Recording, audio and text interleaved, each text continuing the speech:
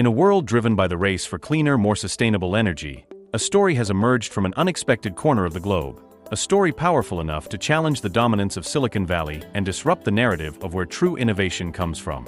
For decades, Africa has been portrayed by the global media as a consumer of ideas and technology, rarely as the birthplace of groundbreaking inventions. But every once in a while, history surprises us, and the balance of perception shifts.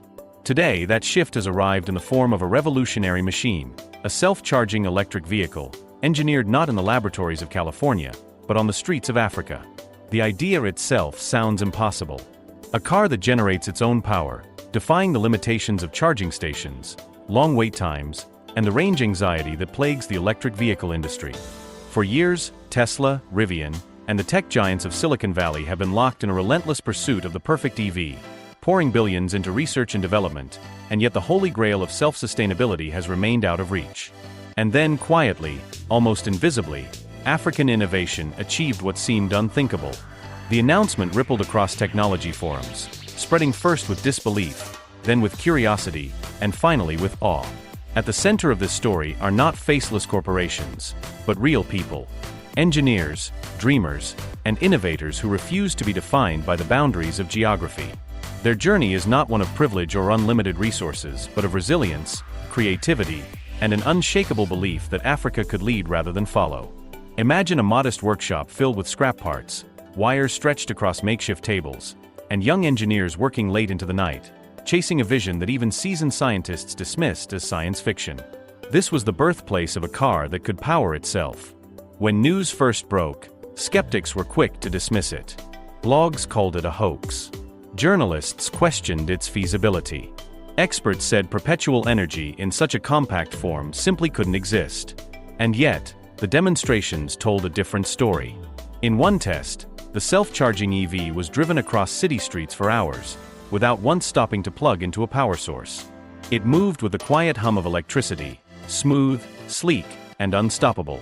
Each mile it covered was a statement, a defiance of doubt, and a proof that innovation doesn't belong to one continent alone.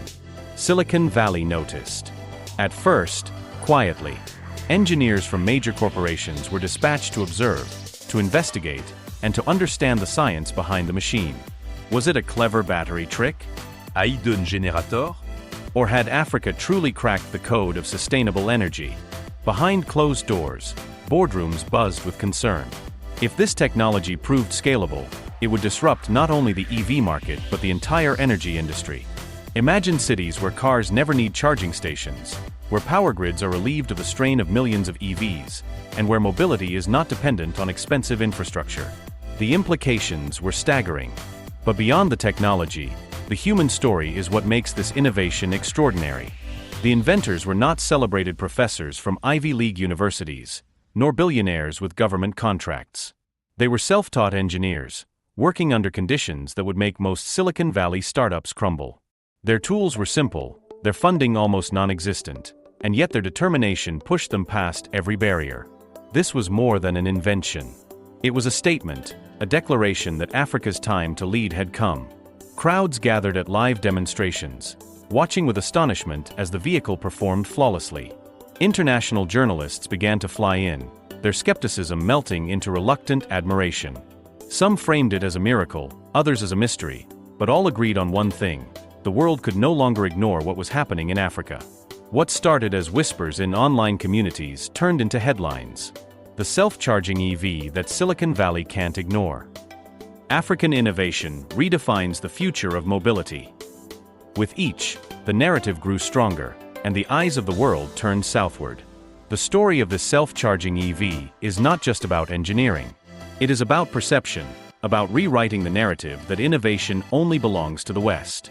For centuries, Africa has been painted as a continent waiting for solutions, waiting for saviors, waiting for progress to be imported. But here, in the quiet whir of an engine that charges itself, is proof that Africa is not waiting, it is creating. It is shaping the future in ways that even the most advanced economies struggle to imagine. And as the car glided silently through the streets, a profound realization dawned. This was not just a vehicle. It was a symbol of possibility, of resilience, and of a continent stepping into its rightful place on the global stage. Silicon Valley may have the money, the infrastructure, and the media, but Africa had delivered the impossible. The world was watching, and the world was beginning to believe. The rise of the self-charging electric vehicle did not happen overnight. It was not the product of billion-dollar laboratories or government-funded projects. Instead, it was born from years of trial and error, setbacks, and quiet perseverance. The engineers behind this breakthrough had little access to the cutting-edge resources their Western counterparts took for granted. They had no vast research teams, no limitless budgets, and no sprawling tech campuses. What they had was vision, determination, and an unshakable belief in the power of possibility. Every revolution in history begins with skepticism, and this one was no different. In the early days, the inventors were laughed at, dismissed, even ridiculed. Some called them dreamers chasing illusions, while others branded their claims as pseudoscience. After all, the laws of physics seemed to stand against them. The idea that a car could recharge itself while in motion sounded too much like perpetual motion, a concept dismissed by mainstream science for centuries. Yet what critics failed to understand was that innovation often comes not from rewriting the laws of physics, but from reimagining how those laws can be applied. This reimagination was the beating heart of the project.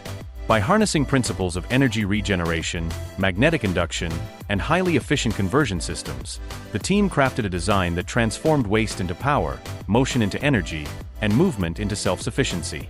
They didn't create something out of nothing.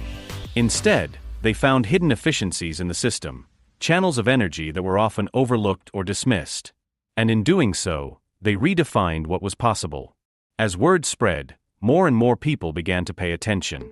Videos of the self-charging EV driving for hours without plugging into a station began circulating online. In one clip, the vehicle cruised through a crowded city street, headlights glowing, dashboard lit, every component powered solely by its own system. No charging cables. No external supply. Just movement that fueled itself. Viewers were stunned. Some were inspired, others were doubtful, but all were captivated. The numbers spoke for themselves. Each video reached hundreds of thousands, then millions, spreading across platforms like wildfire.